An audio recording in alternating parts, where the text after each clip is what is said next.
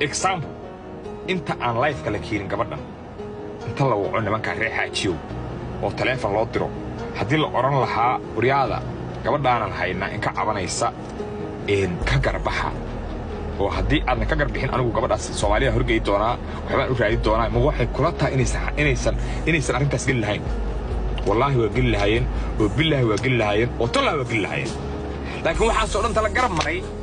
inta la garab maray ayaa qolka lagu shaqay ilaa dadku waa mucjiso wax ah nin iyo naagtiis iska sheekeynay Soomaalida waa ku cusub tahay waa dhaqan uguba waxani waa dhaqan uguba oo ummadda Soomaaliyeed ugub ku ah wixii markay ugub yihiinna waa la daawanayaa ugub waxa la wax cusub oo hore loo arag annaga dhaqankeennu waa ceeb nin iyo naagtiis waa isku mataqaanaa maxaa la dhihi jiray xijaab waa isku asturan yihiin ilaahay baa isku asturay inay ceebahooda iyo wixii xumaan war dadku fiiri maalin wanaagsan ay leeyihiin maalin xun ay leeyihiin maalin farxadeed ay leeyihiin fiiri marka waxaa la rabaa qaladaadka la gelayo oo aad garabka ka tihiin joojiya waxaan rabaa qolka hadday joogaan wax culummo ah oo diinta islaamka wax un ka yaqaana in dadka fadeexadooda iyo waxaanay culummadu inay ka hadasho waay waxaanay wax indhaha laga qarsan kara maaha dhaqankeenni suubanaa iyo diinta islaamka bagafay ku tahay in nin naagtiisa ay ka sheekaydo naagtu inay ninkeeda soo u cunay iyo soo ula ciyaari jiray iyo soo ugu baashaari jiray inay public ka sheegto dandalaq aad maqle war allah in ku dhaarshay waxaas waa maxay dalan daq maxay ahayd naagtaanaan qaba hadda hortiina ma ku cuna hortay waxaa ku fiirsh hortay waxay ku tusa aan maqlayn allow waxay tuso hortiina waxay ku tuso haddii khatar yahay asaa kuwaa fadhiya meesha war waxaanay anshax maahan cidla male war waxaan dhaqan maahan cidla male waa la wada daawanayaaba waa la fadhiyaaba ninka ugu ildheer baa dadka ugu ayaan daran maqli jiray ninka ugu ildheer baa dadka ugu ayaan daran ayaan maqli jiray war waxaanay dhaqan maahan dhaqanka moodeen war waxaanay anshax maahan fiiri damdalaq iyo ninkii iyo naagtiis wata ma xasuusta jeengada bacweynaha ku jiray wasiilkaan hanoodaada meesha wada fadhida waxaa la soo xulanayaa 8 wasiilkeena hanoodaada oo wada carab la oo aan meel iyo bari iyo koonfur meel la u socon oo haddii xataa la isku hor wasaan lahayn war waxaan ceeb waaye waxaa la soo saaranaya waxaa la leeyahay waxaa laga rabaa fiyuskaas buuqaas anshaxaan jirin ceeb war ninkani waxaa isweydiiyey aniga midda kale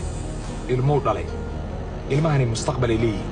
awoowo inuu marayaa la ii sheegay cimrigiisa marka ma wuxuu ku dhammaysanayaa ceebtaas iyo fadeexaddan war dadka lama dulmiyo war qolka culumma hadday ku jirto soo saara wiilashaas ilmaha jiyow dulmi baa laga galay waa lagu xadgudbay sharaftoodii meel looga dhacay waxaa lagula dhaqmay wax aan ummadda Soomaaliyeed iyo hawiyaba isula kici karin anoo waxa weeye magacaa la sheegtay ka turjumaya ninka baadilku ku kacay ka turjumaya waxaan leeyahay ilmaha jiyow raalli ahaada qalad bay ahayd waxa shalay kula kacay waxa weeye ceeb bay ahayd fadeexad bay ahayd dad magac iyo masab leh waxa weeye banaanka jooga ummad Soomaaliyeed in la fadeexadeeyo carruurtoodii banaanka la keeno la soo bandhigo waxa soo dhan qaladay nimankan niman weerar cid ku qaada ma ahayn tolba arrintan galaa leeyri gabadhii wiilku waa isqarjoofeen waxyaalo been abuuraha jiri kara bini aadamkana waxa arrintooda loo soo bandhigaa dadka marka labada dhinac wareysatid oo say wax u jiraan sidan diinta inta yartaan ka aqaano aan ogahay waxa weeye qof dhiig ka dhacay hadduu ku yimaado dacwo ah adoo kii kala arag oo dhiigga ka keenay macnaha arrintiisa ha gelin ma ogid kii dhiigga keenay inuu dhintay oo la soo dilay so haddii qof ku yimaado macnaheedu ma ahan inaad afka iska furatid waa inaad qofkii kale tara soo aragtaa inuu dulminayaha laga yaabaa culummada Soomaaliyeed waxaan leeyahay arrintan ka hadla oo arrintan ka hadla waajibaad baa in ka saaran fadeexadda ummadda Soomaaliyeed lagu dhaxayo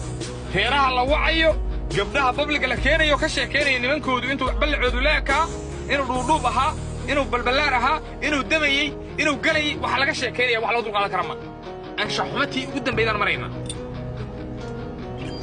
dhuudhuub oo hayad maqle hay marka hore diibahaad maqle